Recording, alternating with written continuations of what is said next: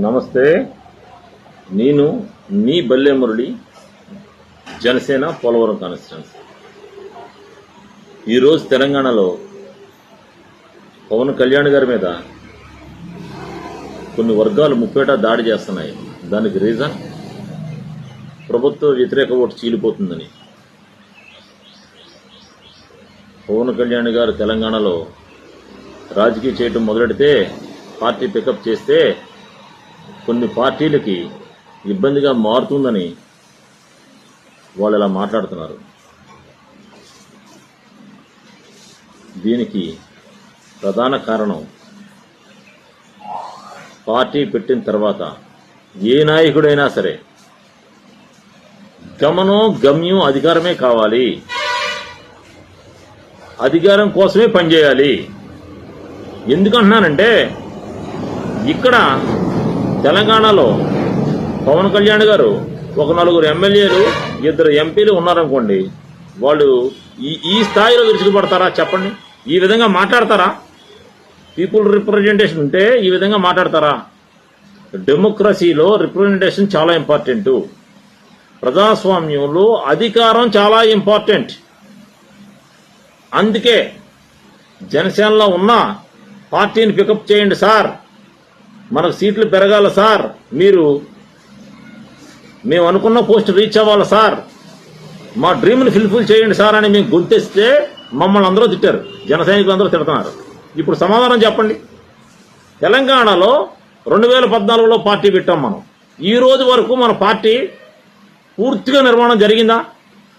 మన పార్టీకి అభ్యర్థులు ఉన్నారా? మన పార్టీ పరిస్థితి ఏంటి? పికప్ అవ్వలేదు. ఎందుకు అవ్వలేదు? ఆర్థిక వనరులు లేవండి. ఆర్థిక వనరులు సృష్టించుకుంటారు బాస్. ఆర్థిక వనరులు ఉన్న వాళ్ళు వస్తారు బాస్. అసలు మనం హార్డ్గా ట్రై చేసింది ఇది.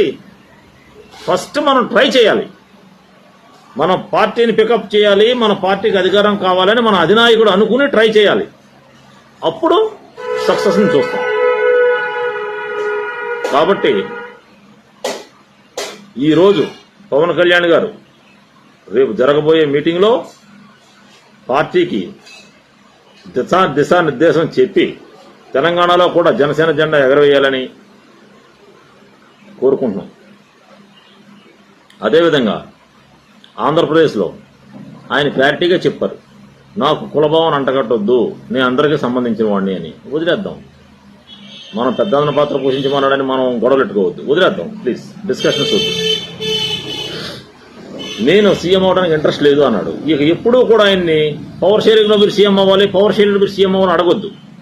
ఏదో రోజున ఇటువంటి పరిస్థితులు వస్తే సీఎం అవటం ఎంత ఇంపార్టెంటో ఆయనే తెలుసుకుని అప్పుడు ఆయనే ట్రై చేస్తారు. మనం చెప్పక్కర్లేదు. మనం చెప్పడం అనవసరం. ఎందుకంటే తెలంగాణ పార్టీని పికప్ చేయండి మహాప్రభు అని గత 6 నెలలుగా సోషల్ మీడియాలో మొత్తుకుంటున్నాను నేను. ఈరోజు పికప్ చేసే అవసరం వచ్చింది.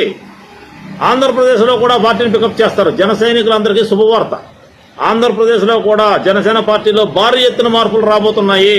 ఎందుకంటే పరిస్థితులు అలా ఉన్నాయి. ఇప్పుడు విజయ్ గెలవడం కానీ, తెలంగాణలో ఇప్పుడున్న పరిస్థితులు కానీ, కర్ణాటకలో పవర్ షేరింగ్ కానీ, జనసేన పార్టీలో కదలిక తీసుకొచ్చిన అంశాలు ఈ 3.